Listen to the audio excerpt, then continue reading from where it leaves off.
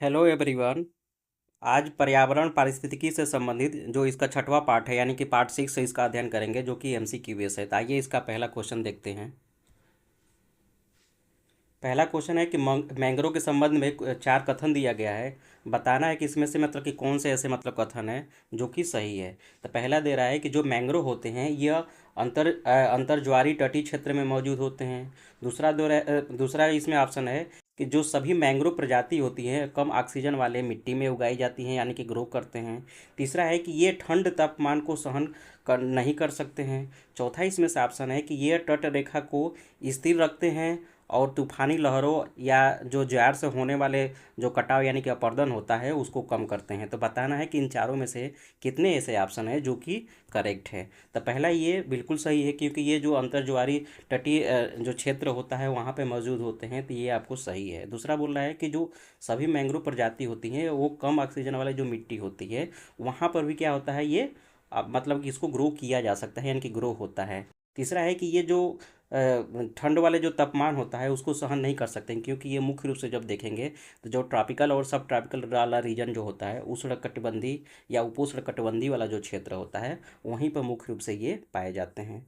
उसके बाद से ये बोल रहा है कि ये जो तट रेखा होती है उसको स्थिर रखते हैं और जो तूफानी क्या होता है तूफानी लहरें हो गया या ज्वार भाटा से जो मतलब कि समुद्री तट के आसपास जो अपरदन होने वाला होता है कटाव होने वाला होता है उसको कम करता है। तो इस तरह से क्या है ये मेरा चारों ही ऑप्शन सही है यानी कि 1 2 3 4 सभी सही है। इस वजह से जो मेरा इसमें आंसर होगा ये आपका डी इज़ राइट होगा। आइए अब अगला क्वेश्चन देखते हैं। दूसरा क्वेश्चन है कि मुख्य रूप से जो मैंग्रोव होता है यह आपको उष्णकटिबंधीय या उपोष्णकटिबंधीय जो क्षेत्र होते हैं वहीं तक सीमित क्यों होते हैं।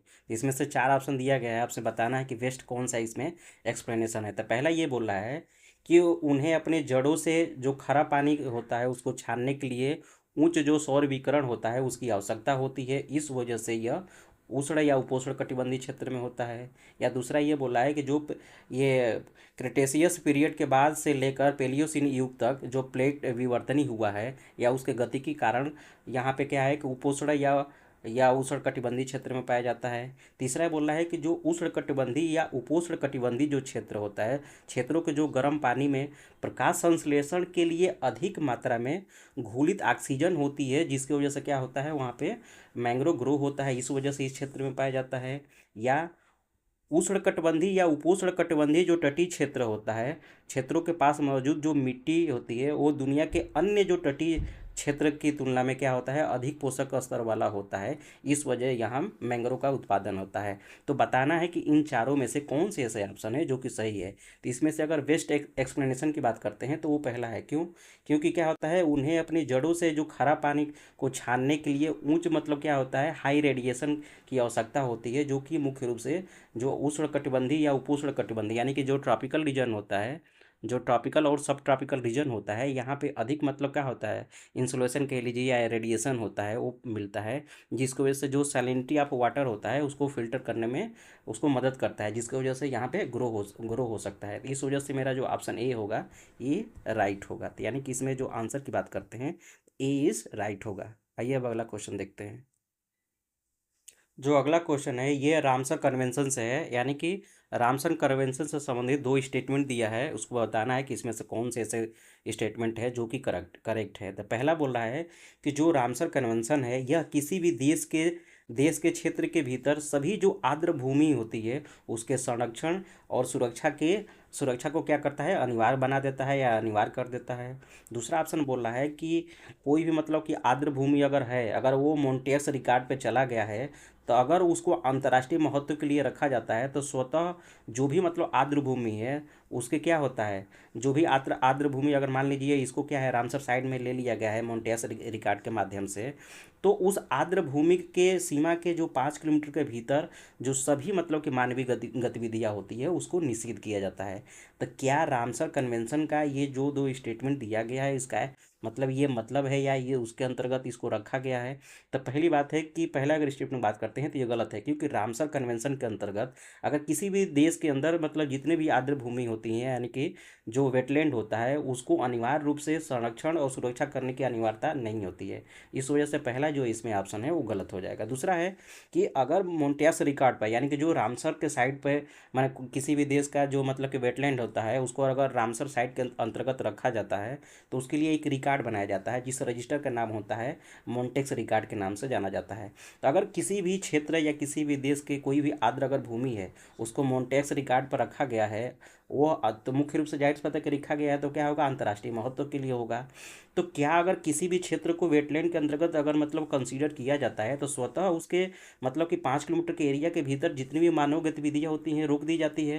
तो ये भी गलत है, ऐसा कुछ भी नहीं होता है। उसकी केवल कंजर्वेशन की बात होती है, लेकिन एक्टिविटीज़ के उस पर जो मानव गतिविधियाँ होती है उस पर रोक नहीं लगाई जा सकती है। तो यानी कि मेरा ऑप्शन दो और ऑप्शन ए दोनों गलत है।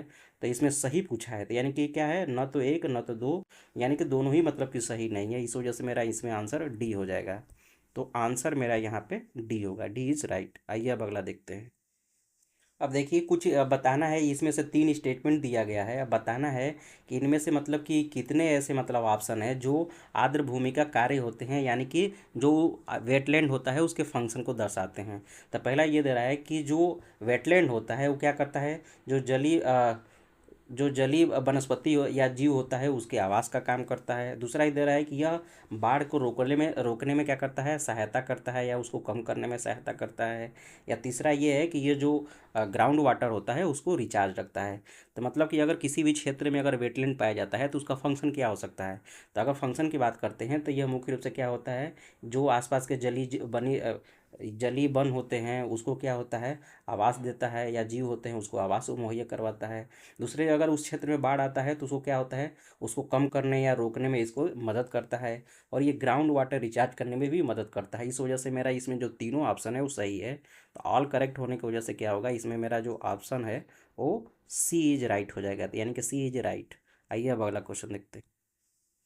अगला क्वेश्चन है कि मैंग्रोव के संदर्भ में यहाँ 3 स्टेटमेंट दिया गया है। बताना है कि इसमें से कौन से स्टेटमेंट है जो कि सही है। तो पहला दे रहा है कि जो मैंग्रोव होता है यह विशेष रूप से जो टम्परेट रीजन होता है या टम्परेट जो रीजन के तटीय क्षेत्र होता है वहाँ पे पाया जाता है।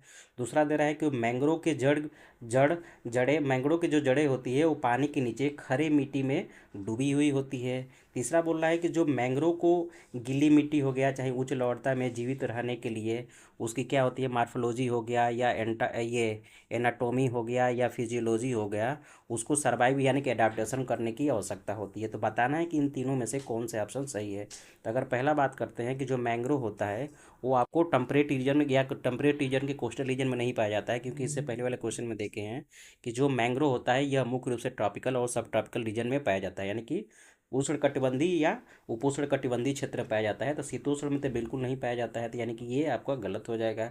दूसरा है इसकी जो जड़ें होती है वो खरे पानी के जो मिट्टी होती है उसमें डूबी होती है, बिल्कुल सही है।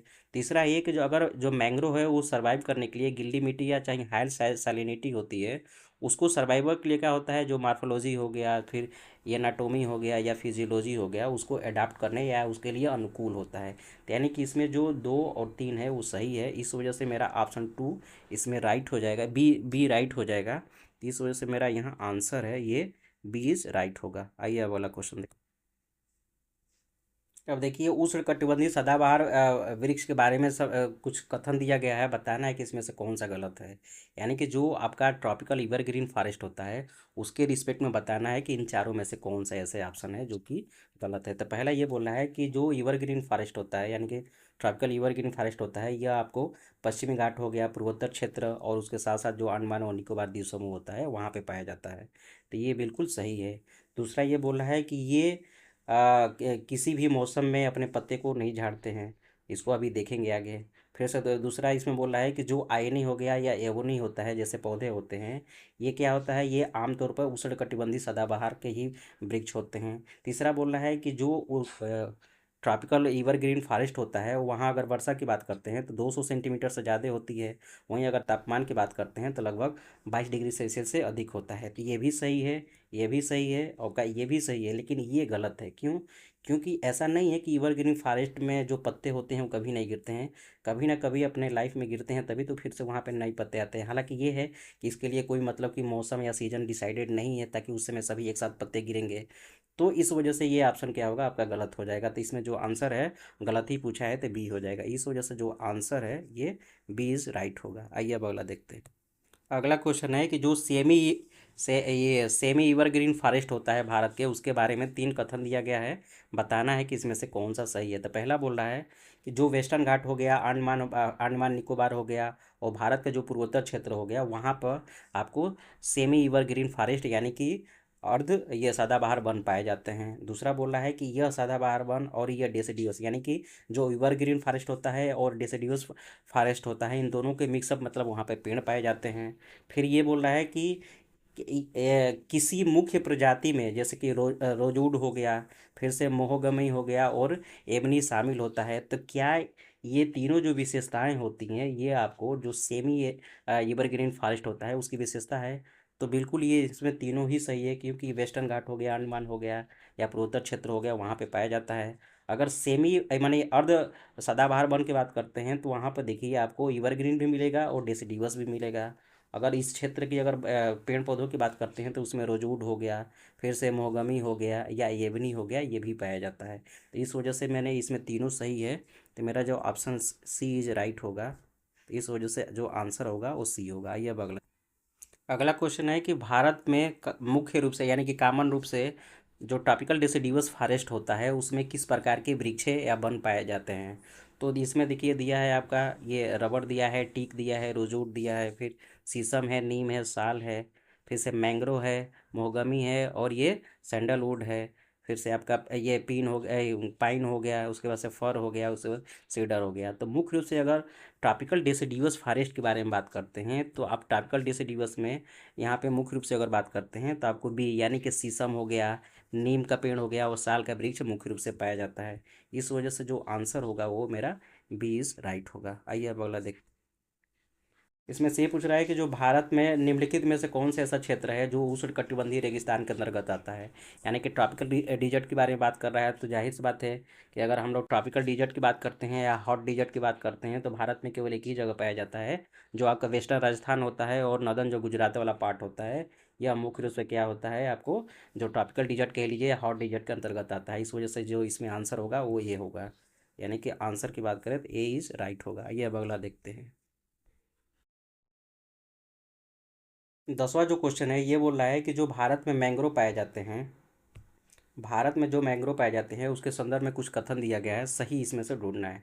तो पहला ये बोल रहा है कि जो भारत में मैंग्रोव मुख्य रूप से आप गुजरात और पश्चिम बंगाल में पाए जाते हैं। दूसरा इसमें से जो ऑप्शन है ये बोल रहा है कि जो मैंग्रोव होता है उसमें सुंदरी का पेड़ यानी कि सुंदरी के वृक्ष भारतीय जो मैंग्रोव होता है उसमें सबसे प्रमुख रूप से प्रजाति पाई जाती है। तीसरा बोल रहा है कि जो मैंग्रोव होता है वो उसमें कार्बन श्रिंकिंग के रूप में काम करता है और क्या करता है, कार्बन डाइऑक्साइड को अवशोषित करने में मदद करता है। तो बताना है कि इन तीनों में से कौन सा सही है। तो जो पहला है वो बिल्कुल सही है, क्योंकि भारत में जो मैंग्रोव की बात करते हैं तो ये आपको गुजरात और आपको वेस्ट बंगाल में पाया जाता है। जो सुंदरी वृक्ष होता है वो मैंग्रोव में, जो भारत के मैंग्रोव मिलते हैं सुंदरबन के आसपास वाले क्षेत्रों में, तो वहाँ पर सुंदरी जो वृक्ष होती है वो मुख्य रूप से पाई जाती है। जो मैंग्रोव होता है वो कार्बन श्रिंकिंग के लिए जाना जाता है, जो कार्बन डाइऑक्साइड को क्या करता है, अवशोषित करता है। तो इसमें तीनों ही सही है। इस वजह से जो मेरा इसमें ऑप्शन होगा ये सी इज राइट होगा। ये उसके आंसर की है, तो आप लोग आंसर की दे सकते हैं। अब आज इसका छठवां पार्ट कंप्लीट हुआ। Thank you.